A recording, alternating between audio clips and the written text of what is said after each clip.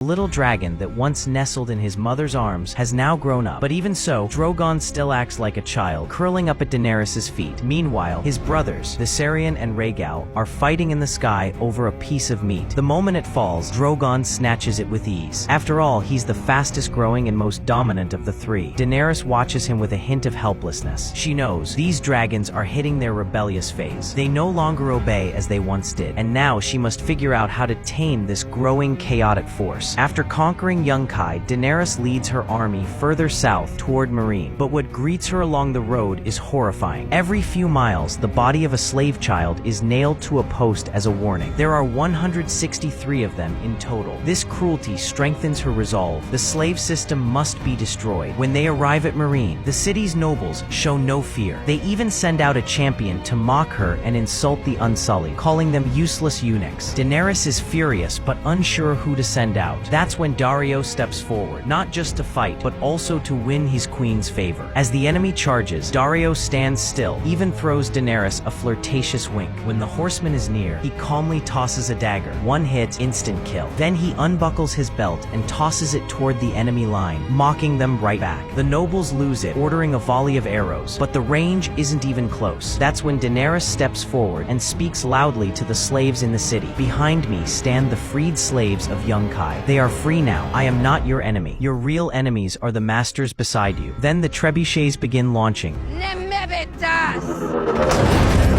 But not with weapons. What they hurl are chains and shackles, once worn by the very slaves now standing free. With this act, Daenerys proves she means what she says. That night, Grey Worm leads a unit through underground tunnels, while the city's slaves begin gathering. Her speech during the day has lit a spark. Grey Worm hands out weapons, telling them freedom isn't given. If you want it, you must fight for it. By dawn, a patrolling master sees graffiti on the wall, realizes something is wrong. But before he can run, he's surrounded and hacked to death in the alley. Meereen collapses from within. Daenerys doesn't lose a single soldier. As tens of thousands chant Misa, Daenerys doesn't celebrate. She remembers the children she saw nailed to posts. So she gives the order, nail the masters in the same way. Let blood repay blood. But just as she thinks she can finally rest, Jorah brings bad news. Yunkai and Karth have fallen back into the hands of the slavers. They're regrouping and planning revenge. Without hesitation, Daenerys decides to stay in Meereen. Jorah is baffled. This was her best chance to take Westeros. But Daenerys calmly replies, "If I can't rule Meereen, how can I ever rule the Seven Kingdoms?"